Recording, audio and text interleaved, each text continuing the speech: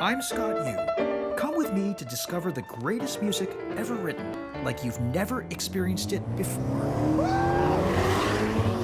Join me on spectacular journeys around the world to now hear this. I get chills reading Vivaldi's handwriting. This is Liszt's piano? That's Liszt's piano. Holy So I'm sitting here with Scott Yu and Alice Dade. Now hear this.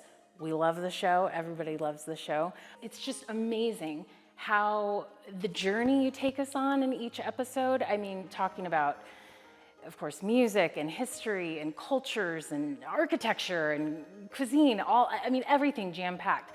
But I want to say, when people see you on TV, they're used to seeing you in these grand, beautiful, historic places around the world. But here we are in Columbia, Missouri. That doesn't stand out as a, grand, significant place for music history, but tell us about living in the Midwest. Well, when Alice and I started dating in 2012, we decided to not do it long distance. And because you're a professor at the University of Missouri, and they have a really great school of music. It's great. There's a lot of new music here, which is kind of surprising, but a lot of new music going on. There's a festival in the summer, and there's a new music ensemble throughout the year. We have 3 large ensembles, actually 4. So it's a big place for musicians and people especially who want to go into music education. I conducted the Minnesota Orchestra a few months ago, and the clarinetist in front of me was a graduate of the University of Missouri. I mean, There you go. it's pretty neat. There you go. Yeah. So let's talk about, there are 4 completed seasons of Now Hear This. Tell us about how the show idea started in the first place. Well, at my festival in California, it's called Festival Mosaic, we have an audience that's really rabid about their classical music, but they profess to not know much about it. And so I created a series of concerts sort of that kind of deconstructs pieces of music. And we took one of those on the road. It was comparing the 3 Brahms piano trios, and I was arguing that you can almost trace Brahms's maturation through those 3 pieces of music. One of them he wrote as a kid and then he rewrote at the end of his life, and you can kind of see, you can even a layman can see that he had grown up. And anyway, writing that script took me about 10 days, and at the actual event in Austin, Texas, I think there were 7 people. Oh. And 4 of them were my college classmate and friend and her family. Wow. So there were 3 other people, and I felt like, I've just spent more than a day per person in the audience. But one of them was Harry Lynch, who came up to me after the concert and said, I'm Harry Lynch, I'm a producer for PBS, and we should make a TV show.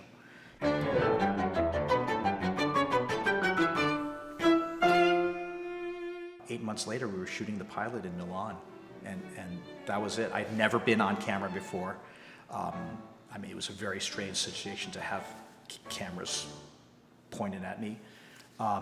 But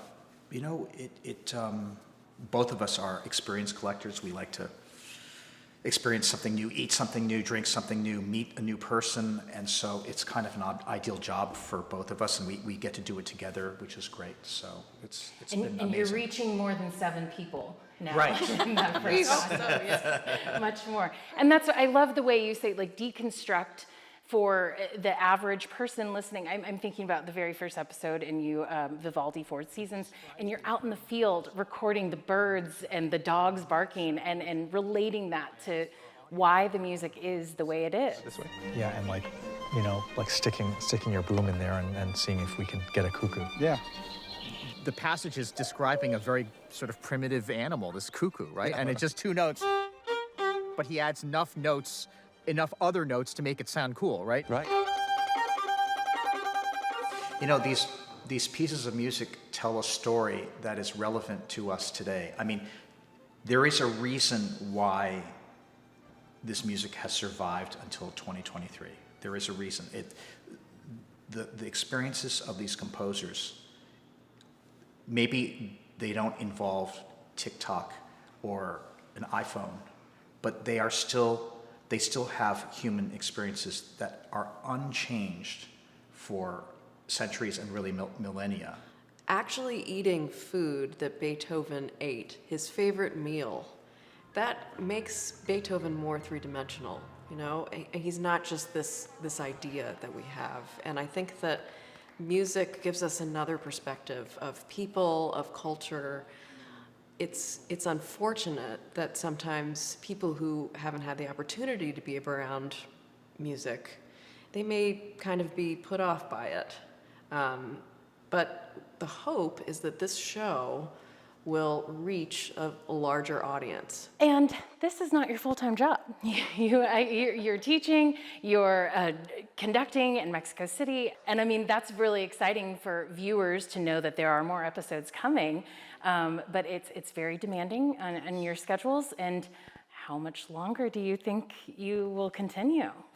I mean, when I spoke with my bosses at PBS and WNET, they said they want this to continue for a very long time, and we're very happy about that. I mean, WNET and PBS, they've been like the greatest, as you've experienced yourself, they've been the greatest people to work with. I mean, they're all really kind and thoughtful people, and they have really only the best intentions. They just want things to go well, and they want to try to enrich America. What's one episode you're looking forward to for the next season?